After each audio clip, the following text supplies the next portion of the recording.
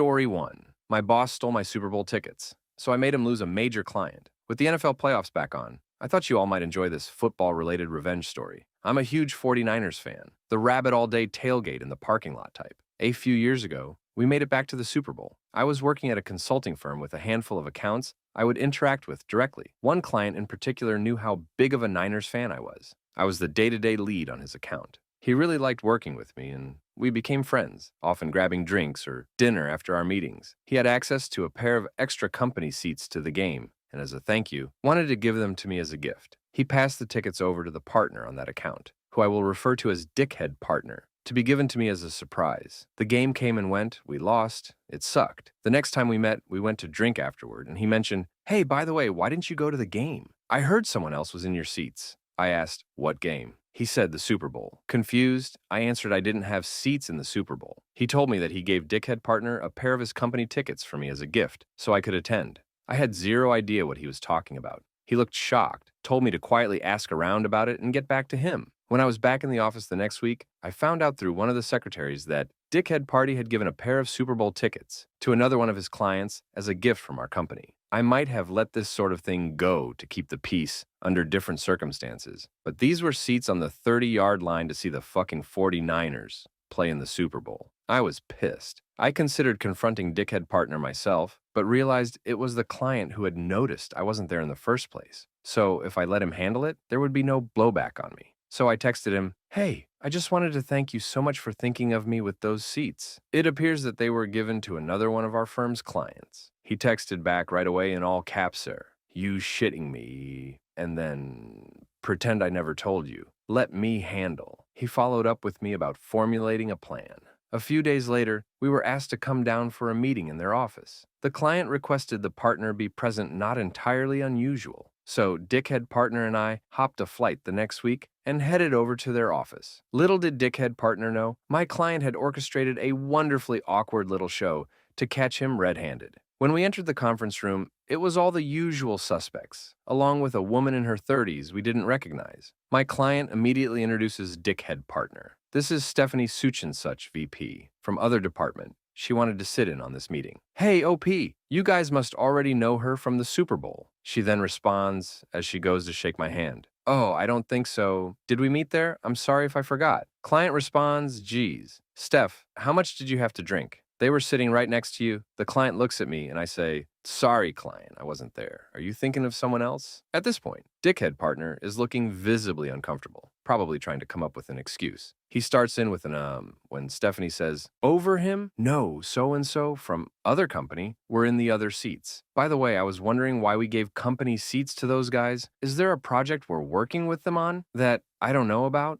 Obviously not. They were in completely different industries. It would be like Coca-Cola partnering with John Deere Dickhead Partner. Let's out and, again. And the client immediately speaks over him, asking Dickhead Partner, "I gave you those tickets for OP." At this point, Dickhead Partner is turning bright red. He responds, "Oh, well, he wasn't able to make it, so he must have given the seats away to someone else," and turns to me, looking for me to cover for him. Client smirks at me. I responded, "Oh, what are you talking about? Client, you gave me tickets to the Super Bowl." Client suddenly raises his voice. "Dickhead Partner, those tickets were a personal thank you gift from me to OP. Did you give them away to someone else?" Pause. Was it another client? Dickhead Partner bursts in with, "Oh, maybe something got mixed up in the office." Client went quiet for what probably seemed like an eternity to Dickhead Partner. He then looked down, grabbed his portfolio and iPad, put them into his briefcase, and said, "I think this meeting is over, OP. It seems as if I owe you a thank you gift. Let's go to lunch. Stephanie, you're welcome to join Dickhead Partner. I need to evaluate our relationship. Please go back home and expect to hear from us." Next week, Dickhead Partner suggests he would like to join, presumably to do damage control. And Stephanie sternly tells him, "I don't think that's a good idea," and asks the front desk to see Dickhead Partner out. As soon as he's in the elevator, we all break out laughing hysterically. Stephanie wasn't really a VP, just an employee at the company whose client had drafted into helping with his pre-planned meeting skit. But she did end up coming to lunch with us and was a fellow Niners fan and total blast to hang out with.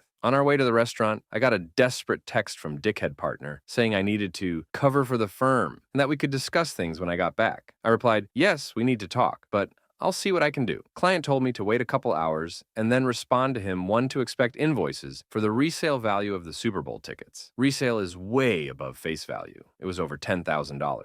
As well as our lunch. He picked a pricey spot and made a big show of overspending, and that he expected them to be paid immediately. Expected I be given a direct apology. 3. Expected a written apology to his company for what he considered theft. And 4. He will only interact with me or another one of our firm's partners. Never dickhead partner. This whole thing caused a stir with the other partners, and I actually came off looking great because it appeared that I had made a good faith effort to save the client for the firm despite being the victim in this situation. The client would transfer to another partner, which meant dickhead partner lost his profit share on any work with them. Oh, and the other partners in the firm made dickhead partner pay the invoices back out of his salary. In retrospect, I really have no idea what the hell the guy was thinking. Did he seriously believe the client would just not notice me, not thanking him for Super Bowl tickets? Anyway, the well was kind of poisoned for me there, long term because dickhead partner wasn't going anywhere. I left the firm a few months later for a much better position. Client ultimately terminated their relationship with that firm. A year later, he actually now works with a good friend of mine at a competing firm. I'm still pissed. I missed out on the Super Bowl, even though we lost, hoping we make it back this year, so I can finally go to one in person. Go Niners. Story 2. My boss is keeping me in limbo about a new idea, what do's or don'ts. So I quit my trash mail gig. It was the right move. But I have my side gig, which is now the main gig. Super fun, lackadaisical job. Best boss I will ever have, etc. But it doesn't pay the best. Now, I have an idea for the shop, which I think is really good. It will cost $2,500 to $4,000. No way we go over, I've done the math several times. And half a week of work. It will be unique to my city, and there will be no direct competition. It will also allow us to, in theory, keep a very large portion of our current customer base. However, it presents the opportunity for a relaunch, increase sales or notoriety, to get new customers,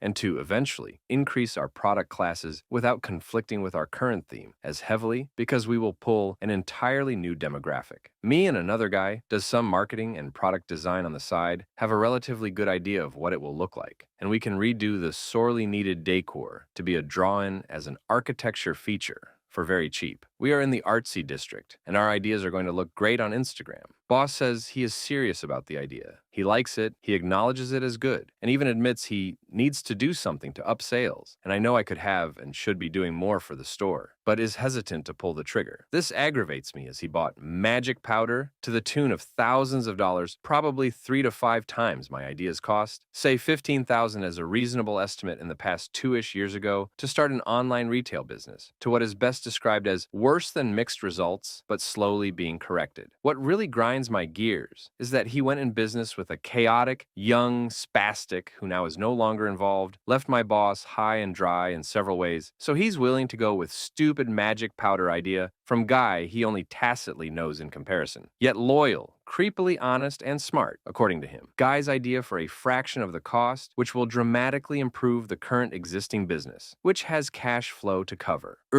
That's the point. Rar. Leads to major foot drag. My idea would come with an increase in pay and tips. For me personally as well. It is my idea, and I will get a pay increase for it for darn sure. Now I can subsist as things are currently. I'm a simple man. My expenses are low. My rent will make the Yankee Doodle bastards salivate at $400 a month in a city of 300,000 plus. No crotch goblins or expensive girlfriends to worry about, and no plans to incur such imprudent obligations. Thus, should I keep the current job and subsist in limbo while taking a bit of a passive stance towards the new idea, de facto status quo, aggressively pitch the new idea and apply to other jobs, using it as leverage? It is only me and him who run the store, and he even says, I won't find someone better than you. I wish I could clone you, which is quite real. How to close my sale here? Start the new career as planned, now that I've had my break from the crap last career job and stop worrying about it entirely. Start the new job and cut my hours significantly. Gotta milk that huge employee discount. Wait, see, reevaluate if the idea is eventually actualized.